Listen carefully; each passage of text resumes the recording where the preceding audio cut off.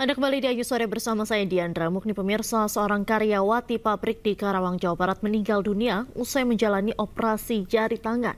Keluarga korban menduga ada kejanggalan dalam prosedur medis karena korban dioperasi tanpa seizin keluarga dan kritis usai operasi.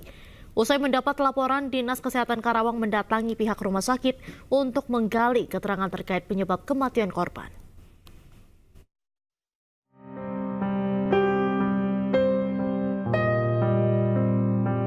Viral di media sosial kisah karyawati pabrik di Karawang, Jawa Barat yang meninggal dunia usai menjalani operasi jari tangan. Peristiwa bermula saat korban Kintan Juniasari yang merupakan karyawati sebuah pabrik terluka di tangannya ketika sedang bekerja Sabtu pekan lalu. Korban kemudian dibawa ke Rumah Sakit Fikri Medika. Menurut keluarga korban, dokter mengoperasi 3 jari tangan korban yang terluka tanpa sepengetahuan pihak keluarga. Usai tersadar dari bius pasca operasi, kondisi korban semakin melemah hingga mengalami pendarahan dan akhirnya meninggal dunia.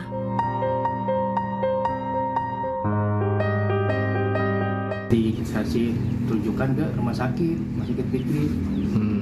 Sambil saya juga ketemunya pas di rumah sakit. Nanti saya sudah di rumah sakit, udah di IGD, di ruang IGD. Dari pihak perusahaan udah membawa ke rumah sakit untuk penanganan, mungkinnya pengobatan di rumah sakit. Gitu. Jam 9, sekitar jam 10-an, udah diganti perban, diinfus. Itu masih di ruang IGD. Kita masih sempat ngobrol bareng, emang kondisi adik saya nggak kenapa-napa. Kalau kondisi dia masih nggak ada sakit apa-apa. Kalau dia dari luka juga sebenarnya nggak ada luka patah atau potong, Pak, nggak ada. Itu hanya luka sedikit aja yang di jari aja, gitu. Kena mesin pres gitu kena. Usai mendapat laporan, Dinas Kesehatan Karawang mendatangi pihak rumah sakit untuk menggali keterangan terkait penyebab kematian korban. Intinya gini, itu lagi ditelusur meninggalnya kenapa. Tapi kita ketahui semua tindakan itu ada konsekuensinya. Ada biarpun aman seaman-amannya, ada yang namanya kemungkinan bisa terjadi kejadian yang di luar perhitungan, atau apalagi yang namanya resiko komplikasi. Biasa namanya resiko komplikasi. Nah, ini kita lihat dulu. Kemarin tim kami dari Yankes sudah menelusuri ke PG. Saya belum laporan. Sementara itu, pihak rumah sakit belum bersedia untuk dimintai keterangan lantaran masih melakukan pemeriksaan internal. Dari Karawang, Jawa Barat, Rudi Setiawan, iNews melaporkan. Tak ada akses jalan, warga swadaya menandu jenazah di Desa Todopoe, Luwu Utara, Sulawesi Selatan. Warga harus menandu jenazah sejauh 25 km dan melewati medan ekstrim. Semua jaga. Tenang. Sikap.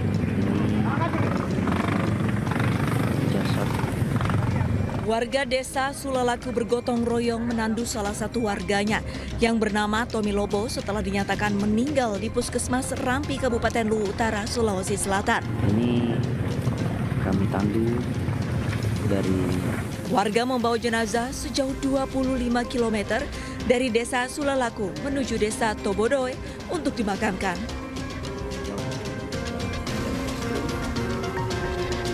Tidak ada akses jalan darat, warga harus melewati jalan setapak bertanah, menerobos arus sungai hingga melintasi celah tebing yang sempit. Jarak yang ditempuh memang 25 km dengan akses yang sangat tidak bagus. Aksesnya sangat ekstrim, hanya bisa dilalui oleh kendaraan roda 2 ojek modifikasi. Yang selalu terjadi dalam kehidupan kami masyarakat Rampi pada umumnya, karena akses jalan yang tidak memungkinkan.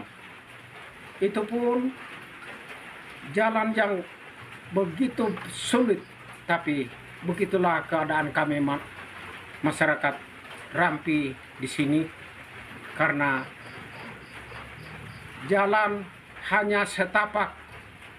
Adapun kendaraan roda 2 itu hal yang tidak memungkinkan untuk membawa mayat tersebut.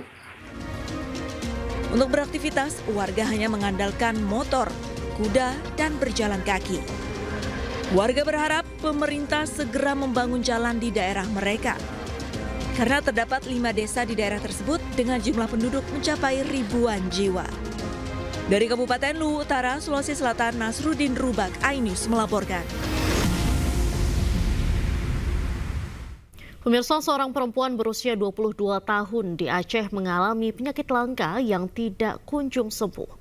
Berasal dari keluarga miskin membuat perempuan bernama Siti Maisura itu hanya bisa terbaring di tempat tidur selama berbulan-bulan.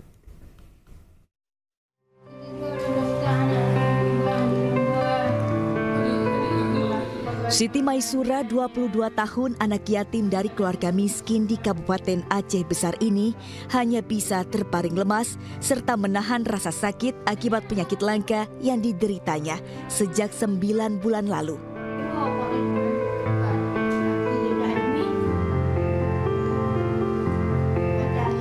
Siti, mahasiswi semester 8 UIN Araniri, Banda Aceh ini tinggal bersama ibunya dengan segala keterbatasan.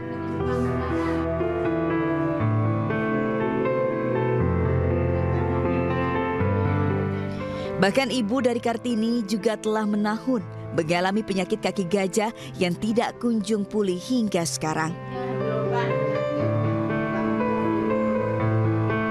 Saat awal jatuh sakit, Siti sempat dibawa beberapa kali ke Rumah Sakit Satelit Aceh Besar dan Rumah Sakit Uza Banda Aceh untuk mendapatkan perawatan medis. Menurut sang ibu, Siti sempat didiagnosis menderita sakit pada paru-parunya.